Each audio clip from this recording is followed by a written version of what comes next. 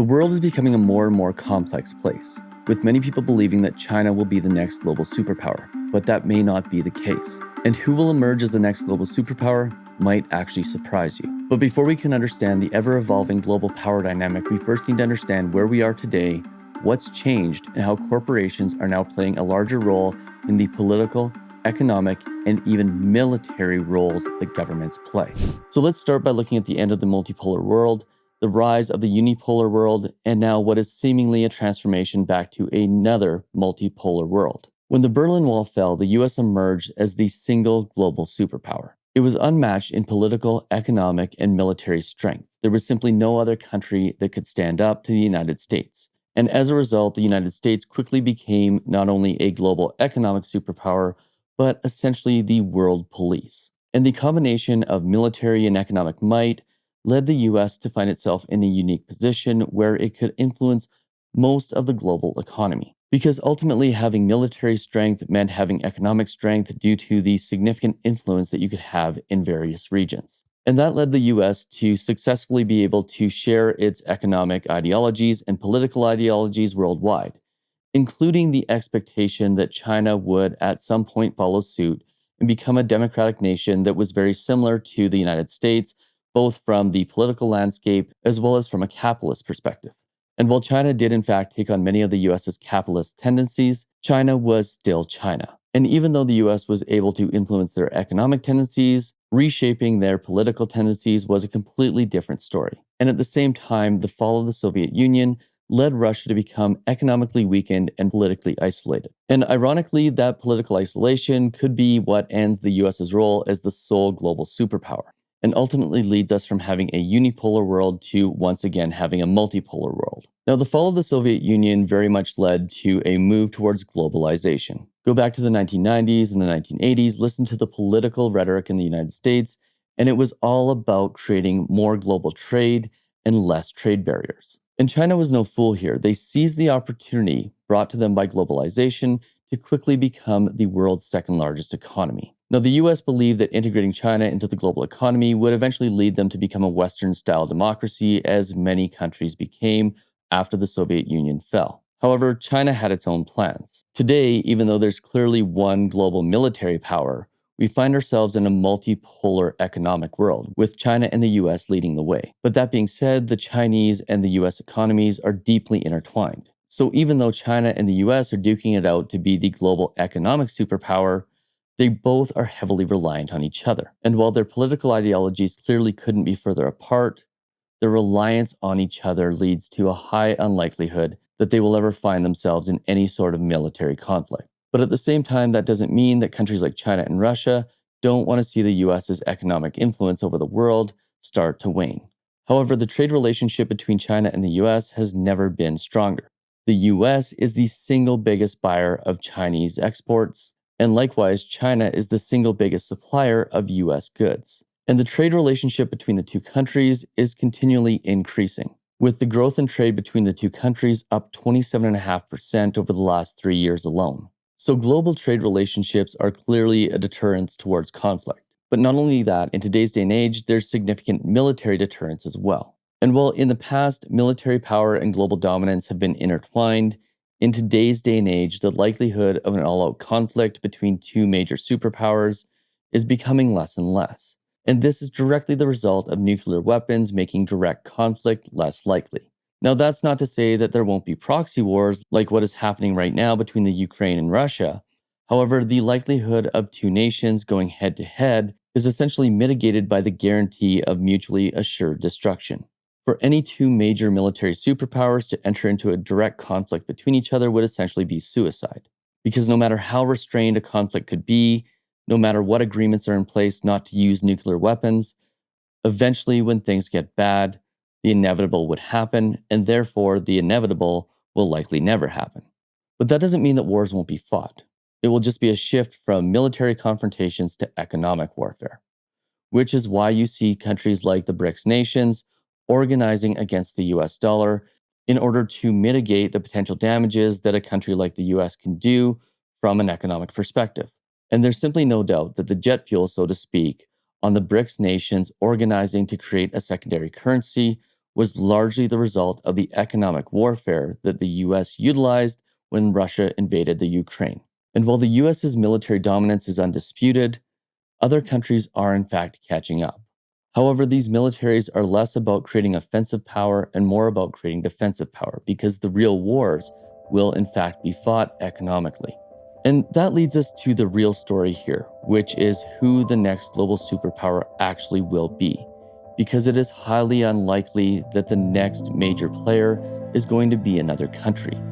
In fact, it's more likely that it will be the corporations that now run the digital age and have the access and the control of information that are going to be the single most important factors when it comes to the global economy and the global power dynamic. And we're already seeing this play out in certain aspects of how warfare is playing out around the world. So let's discuss technology's role in the global order. Tech companies are very much becoming economic, political, and social powerhouses. They control public opinions, data, and global security tools.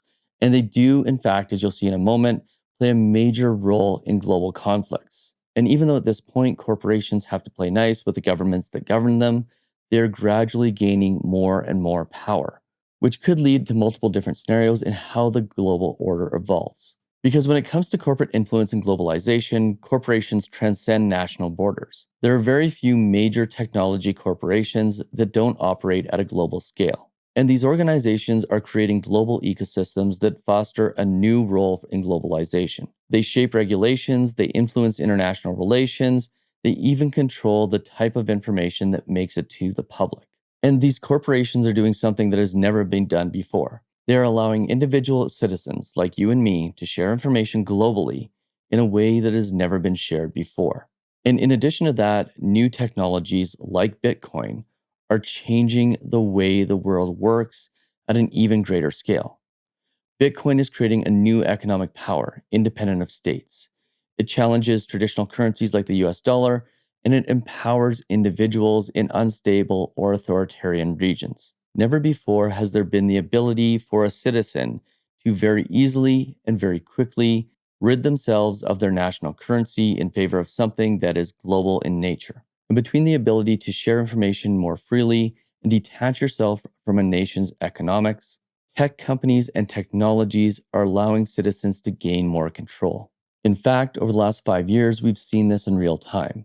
Whether it was the January 6th riots in the US or the trucker convoys in Canada, the ability to quickly organize and create mass protests has never been stronger. And not only that, there's no longer the need to use centralized systems, which allows citizens, individuals, to become more active participants in shaping the global future. Now, this is where it gets a little bit hairy because corporations are gaining a lot of control.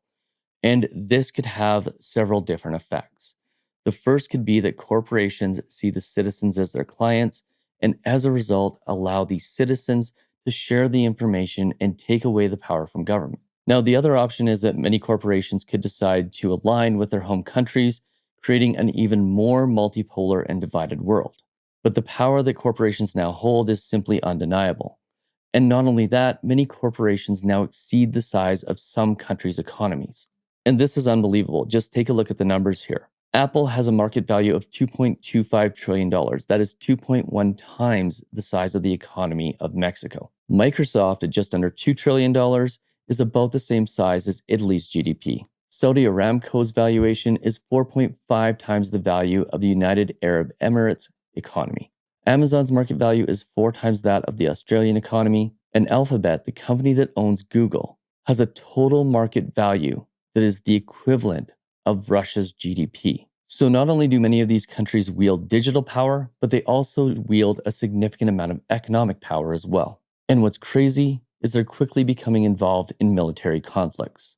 For example, tech companies were highly involved in the Ukraine-Russia conflict. Companies like Starlink and Google played a major role in allowing Ukraine to be able to defend itself against a significantly larger power. In fact, it's arguable that if Elon Musk had not stepped in, that the Ukrainian forces would not have been able to defend themselves simply because they would not have had a way to communicate. But what's interesting here is that not only did Elon Musk have a pretty significant role in allowing Ukraine to defend itself, but he was also able to restrain the Ukraine from going too far. In fact, when Ukraine attempted to take the war to Crimea, Elon Musk refused to let them use Starlink to support the attack, giving a single individual, a single corporation, the ability to dictate the terms of the conflict between the Ukraine and Russia. Now, if that isn't significant economic, military, and political power, I don't know what is. And he was able to do it from the safety of his own home. Then, in addition to that, Apple suspended services and removed news apps in Russia. Google disabled live views in Ukraine so that Russia could not use them for their attacks, and they hindered Russian military assessments as a result.